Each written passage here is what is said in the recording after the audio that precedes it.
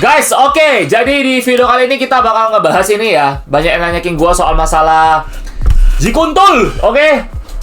Bang, lu bilang ini film shit, tapi kenapa mereka menang award? Oke, itu banyak alasannya dan gue sudah kumpulin semua datanya di sini semua, dan ini cuma propaganda, spin, dan kalian itu fans gampang dibodoh-bodohi. Oke, terutama sama Bandai. Kalian itu dianggap sebagai, lo tau gak sih, kayak gimana ya? Lu tuh dikasih es krim, lu tuh macam bocah gitu loh, masih kecil. Mau es krim nggak? Mau es krim nggak nih? Ini es krim nih. Nggak lah, kamu kesini dulu nih. Kasih es krim lagi, macam sugar coating. Oke? Jadi, gue bakal bahas ini juga, semuanya buat kalian. Nah, tapi, again, kalau kita bandingi WFM sama Jikuntul masih lebih better. Cuma gue selalu ngomong buat fans-fans UC, sebenarnya sini untuk fans lama ya. Bahwasannya si Jikuntul ini itu cuma parodi dari UC lah. Jangan terlalu anggapin serius menurut gua.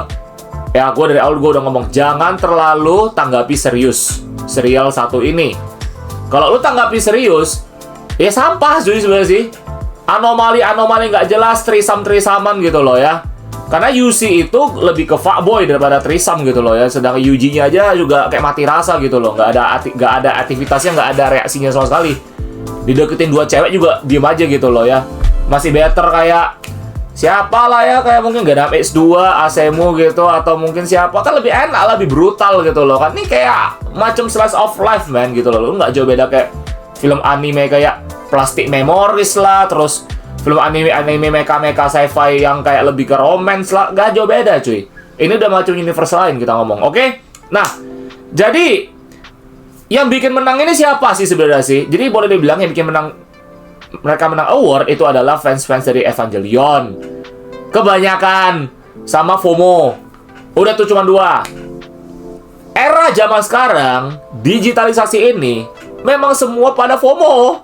Hari ini suka, besok udah nggak lagi. Memang seperti itu, gitu loh. Nah, kita ngomong lagi. Kenapa Evangelion? Kita ngomongin dulu. Tapi sebelum masuk ke sana, gua kasih tau nanti.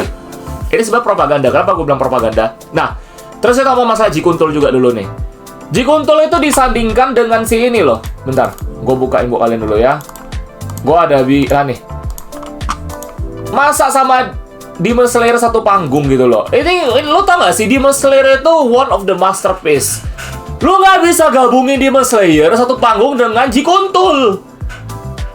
Itu udah penghinaan.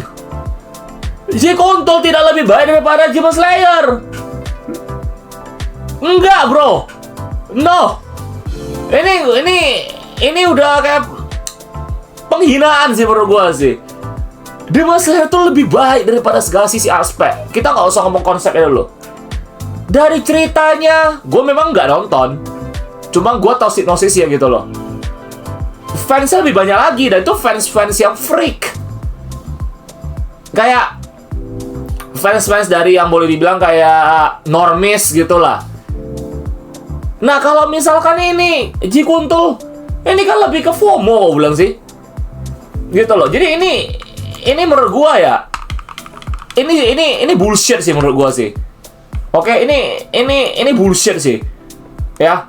Jadi gua merasa Jikuntul ini nggak raya lah sebenarnya sih. Ini malah lebih menciptakan propaganda di mana Bandai itu sekarang lagi krisis.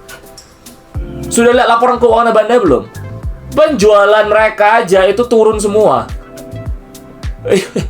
Lu lihat aja yang bagian Super Sentai dan segalanya itu, Sentai semua itu. Gue bukain buat kalian ya. Bentar. Itu mereka penjual lagi turun semua loh. Sudah ada datanya semua. Bentar. Gue kasih kalian lihat ya. Sudah ada datanya semua. Penjualannya menurun sekali. Kemana tuh data kemarin? Gue kasih kalian lihat dulu. Itu yang menyebabkan kenapa ini timingnya semua tepat banget gitu. Nah, ini dia. Oke. Ini dia.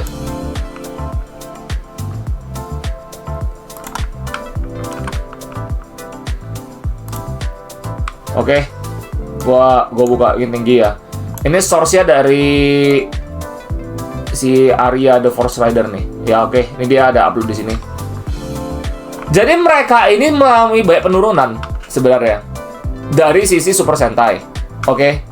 Nah, kalau Gundam mereka mengalami kenaikan. Oke, ini kayak kita bilang forecast-nya lah, full year ini. Result-nya segini, forecast-nya segini. Ya. Nah, ini Toys and Japan. Lu lihat di Jepang. Oke. Untuk penjualan Mobile Suit Gundam oke, tapi untuk yang lain-lain kacau. Dragon Ball-nya menurun. Super Sentai-nya not really doing well gitu ya. Anpanman lebih tinggi, Ultraman menurun. Terus Kamen Rider juga menurun. Nah, jadi apa mereka bisa tonjolkan di sini? One Piece juga so-so aja. Naruto menurun. Oke, ini untuk grup ya, untuk seluruh dunia. Kalau untuk yang Jepang only, nah kalian bisa baca sendiri nanti ya. Pokemon mengalami peningkatan udah pasti, Pokemon. Oke, One Piece. Nah, ini semua nanti kalian bisa baca sendiri. Dari sana terlihat jelas bahwa sekarang mereka tuh lagi mau memompa Gundam hanya untuk jadi cash cow mereka. Mereka bakal ngelakuin cara apapun untuk bisa menciptakan Gundam-Gundam serial lainnya yang lebih menarik fans jangka pendek sih, jadi daripada jangka panjang. Kenapa penurunan bisa terjadi? Again, itu IP udah lama cuy, udah 50 tahun plus. Udah banyak yang mati juga cuy fansnya. Kenapa? Ya udah pada tua, ada yang perubahan hidup, mungkin ada yang perubahan ekonomi, ada mungkin lagi sekarat di rumah sakit, atau mungkin udah di dunia ini lagi. Anything. Jadi banyak cuy. Jadi kalian tuh mesti mikir sampai sana. Nah, makanya kenapa mereka bikin Jikuntul sama WFM lebih ke fan service. Gue udah bilang, film Gundam itu sudah berakhir setelah IBO. WFM kertas sudah nggak ada lagi. Lu mau berharap Gundam-Gundam itu lebih kental politik, lebih kental pembantaian, brutal, dan sebagainya, udah nggak ada lagi sih menurut gue sih. Karena Bandai sendiri udah lagi diambang masalah ini. Udah nggak bisa cuy, ini udah ada masalah. Mereka mengalami penurunan di omset mereka. Nah, kita ngomong setelah itu. Nah, nih, jadi bang, ke depan film Gundam bakal bagus lagi gak? Gue bilang sih udah nggak sih. Kayak tadi gue bilang, mereka udah kena tekanan sebesar ini, no choice. Jadi mereka tuh mengorbankan fans lama untuk fans yang pemikiran lebih sempit dan lebih FOMO dan lebih short term. Ini boleh dibilang kayak gali lubang tutup lubang lah, kita ngomong lah. Makanya kenapa banyak game mereka juga siap down, Bandai itu. Banyak game-game mereka juga Regen Lock juga. Ya, itu namanya Jepang lah, Regen Lock semua. Ya. Nah, jadi kita ngomong untuk masalah si film ini dan tujuannya apa dulu nih. Oke? Ada satu lagi tujuannya. Lihat ya. Ini kita ngomong soal yang masalah yang bikin si Jikuntul, itu Studio Khara. Tahun lalu atau awal tahun ya, itu dikatakan bahwasannya Studio Khara, Studio Gainax itu bangkrut. Bener kan? Ada beritanya juga itu. Ini. Nah. Oke, bankrupt. Yang bikin Neon Genesis Evangelion Studio Gainax officially shutter after 42 ya. Setelah 40 tahun.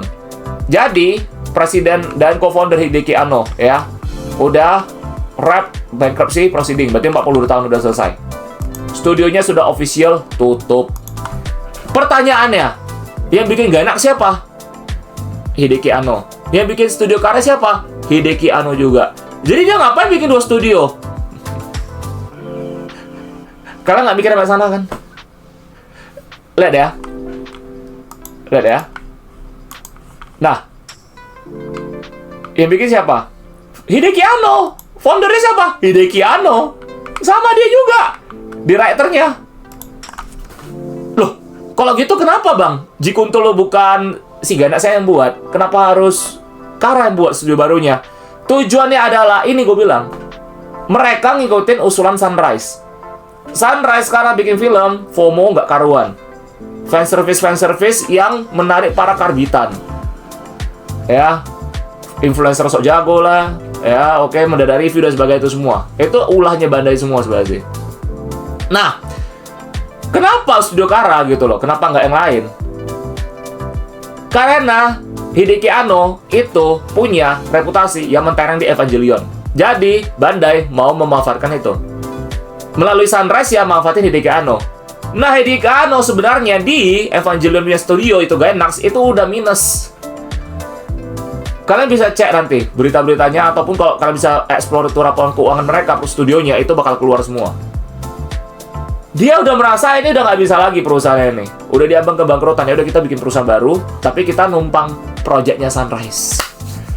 FOMO nggak jelas dulu gitu loh. Apalagi mereka udah melihat bahwasannya memang ini ya Gundam ini bukan franchise lagi, udah barang jualan, udah cash cow kita ngomong gitu loh. Karena Bandai sendiri udah shifting. Mereka tuh udah berubah semenjak UFM sih menurut gua sih. Bandai itu udah berubah. Tapi mereka harus ngelakuin itu, kok nggak mereka bisa diambang kebangkrutan juga. Karena untuk produk kayak lini game yang nggak jelas, dia punya produk juga udah mulai menurun semua. Mau nggak mau mesti ada dipompa gitu loh. Ya udah, mau nggak mau Gundam dikorbanin fans selamanya. Jangan heran kalau banyak ribut. Makanya kenapa ada satu website di sini, ini dituliskan di Natanistic ya, United States of America nih, di mereka punya website di Facebook. Ini dikatakan bahwasannya mereka dapat informasi Gundam creator Yoshiko Tomino comments overall franchise interview.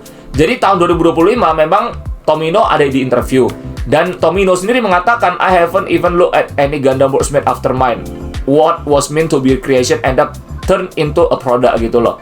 Jadi Tomino itu kecewa karena franchise-nya sekarang cuma jadi cash cow gitu loh. Iya, kita ngomong ya, Tomino sendiri sudah merasakan itu bahwasannya ini cuma jadi ya akal-akalan doang lah kita ngomong ya. Bandai itu sekarang udah fokusnya lebih ke sana. Ini kan dia ngomong kayak gini setelah Jikuntul. Pas lagi Jikuntul lagi main. Dia juga ngerasa. Kenapa Tomino ngomong ketika Jikuntul airing? Ya karena dia merasa ini udah insulting ke dunia UC yang dia ciptakan. Tomino itu bukan tipe orang yang mendukung serial Jikuntul. Jadi gue udah ngomong dari awal nih semua, ini propaganda. Tapi banyak, maklum lah ya, fans FOMO ini kan otaknya dangkal ya, dipantat semua ya. Harga gorengan gara-gara mereka juga, scalper juga gara-gara orang FOMO ini juga. Semua masalah dari orang-orangnya semua lah, fans karbitan lah. Fans old money dan old school spirit kita gini, yang 9 naga kayak kita gini, ya pasti what the fuck mikirnya kayak gitu loh. Nah, oleh sebab itu, sekarang serial franchise Gundam itu udah officially cuma sebagai mesin pencetak uangnya si Bandai. Karena again tadi udah laporan keuangan udah ada ya, gue kasih lihat ya. Yang lain pada rugi semua. Jadi ini merembet panjang banget guys. Makanya ini kita ngomong studio Kara. Studio Kara itu biar mereka bisa profit, setidaknya surplus bukan defisit, dengan cara numpang proyek Sunrise. Ini untuk kepentingan masing-masing, win-win solution. Ini lebih ke bisnis lah, udah ke bisnis. Bukan mikirin kalian fans. Kan gue investor, gue tahu semua kayak ginian. Kan gue investor saham cuy. Ya gue ngerti lah, gue baca laporan keuangan, gue baca proyeksi perusahaan gimana. Apalagi gue tiap hari baca buku lah. Gue baca laporan keuangan lah. Nggak tahu lah gue banyak kayak ginian. Oke. Makanya gue bilang, kotak Gundam lu warna apa dulu nih? Hah? Kotak luntur lu warna apa cuy? Oke. Gayanya itu mirip itu ya. Anyway, jadi seperti itu. Maka gue bilang, ke depan sih, ya, you guys need to prepare lah. Kalau gue sih udah boleh dibilang kenapa gue udah gak beli HG lagi. Ya again, thanks to this bastard gitu loh. Ya, si FOMO nggak jelas gitu semua ya. Yang tuh fans karbitan WFM tuh pada kemana semua sekarang gitu. Hilang kok. Oke, terus yang sekarang Jikuntul juga. Ngomong-ngomong soal Jikuntul, produknya nggak laku ya guys ya di Jepang. Ini adik gue punya. Adik gue titip sama temannya di Jepang. Oke. Dan di Jepang sendiri ini barangnya kayak sampah. Terus ini kayak sampah barangnya. 2.800 yen di sana. Adik gue titip sama temennya, adik gue beli 2.800 yen. Di sana barang kayak sampah. Banjir. Serial Jikuntul tuh boleh dibilang secara produk gagal. Coba kalian punya temen di Jepang, kalian coba nanya mereka. Sampai di diskonin tuh. Nggak laku. kita dilempar ke sini, digoreng habis-habisan. Udah kayak tong sampah kita, serius. Bandai sendiri tuh notice.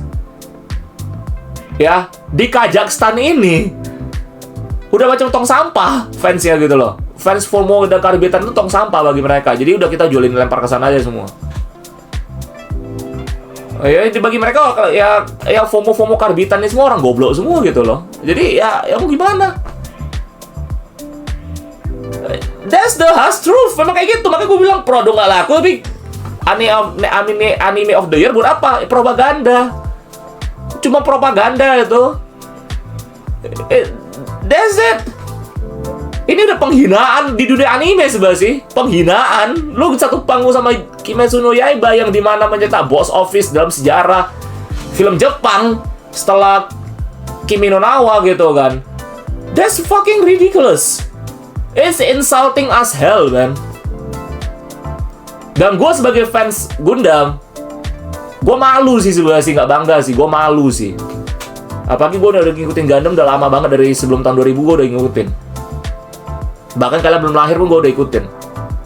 Malu gue, bro. Coba nanya yang fans lama, old school atau old money semua tuh. Mereka bakal malu, cuy. Malu juga. Mana ada serial UC kayak gitu. Dan sekarang satu panggung sama Kimi, what the fuck? No, man. It's ridiculous. Ya jadi Bandai itu kayak gini, media bisa dibayar.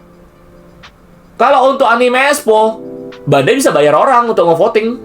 Biasa kan duitnya banyak. Ya diam-diam lah, votingnya gitu kan bisa. Ya supaya dia bisa menekan kenaikan penjualan dia, karena dia lagi rugi. Dia lagi rugi, cuy. Gak untung dia tuh, defisit itu. Gitu loh. Jadi franchise, kita ngomong aja dari laporan keuangan tadi. Itu Gundam aja pun bukannya naik signifikan juga. Itu harus menutup kerugian-kerugian yang lain lagi. Jadi boleh dibilang mereka tuh defisit. Gitu. Jadi pertanyaan lagi, ini terakhir nih mungkin. Banyak kasih tau gua, kok harga Gundam sekarang udah nggak ngotak. Jadi apakah kita sekarang better beralih ke Master Grade aja sih menurut gue sih. Master Grade lebih better. Nah, sekarang mereka rilis PG Unleashed. PG Unleashed itu bagaimana? Gue merasa tuh terburu-buru sih. Gue nggak mendapatkan citra dari elitisnya di PG Nu. Unleashed Nu ini. Lebih elit di PG Nu.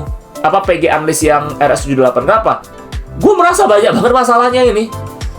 Ya encok lah, yang kepala gampang copot lah. Terus isi itemnya. Jadi yang beli itu juga para FOMO. Lihat aja itu. Yang beli itu FOMO banyak kan. Serius, coba nonton Exos aja semua. Lu nanya mereka sejarah sejarah Nu Gundam gimana, otak kosong pasti. Tanya mereka aja sejarah Nu Gundam gimana. Itu dari film mana? Ininya 0. Alasannya apa? Aduh, film jadul lah, gue gak bisa nonton, gak tahan. Itu aja sih. Jadi mereka tuh bukan fans. Makanya gue bilang, kalau kita yang fans lama, lu bakal notice keanehan dari PG Unleashed itu. Again, zamannya medsos, orang mau cari traffic doang. Seperti itulah kira-kiranya. Makanya ditanyakin, bang, lu gak mau beli, bang?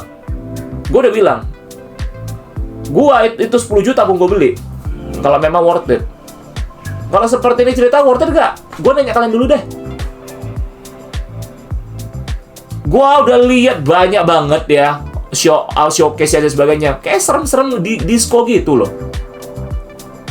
Estetiknya mungkin bagus, tapi bisa berapa lama bertahan kita nggak tahu. Jadi Bandai ini lagi diburu-buru banget, dan mereka tuh tekanan lagi besar banget. Kok gue rasa. Oke, ya. Jadi itu aja bisa gue bilang. Dan gue udah tembak semua poin di sini di video kali ini, dan ini udah semuanya gue jawab, dan ini fakta semua, data udah gue sampaikan semua buat kalian semua juga.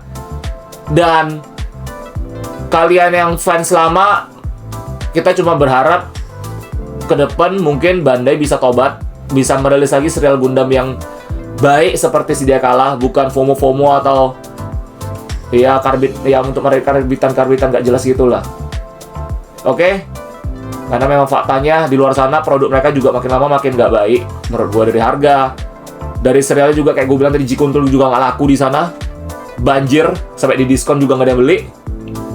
Jadi lapangan tuh bisa membohongi sih. Oke, jadi ya yang bisa gue komen itu aja sih. Oke, so sampai jumpa. See you on the next information. Oke, jadi kalau ada info apa-apa nanti gue update ke kalian lagi.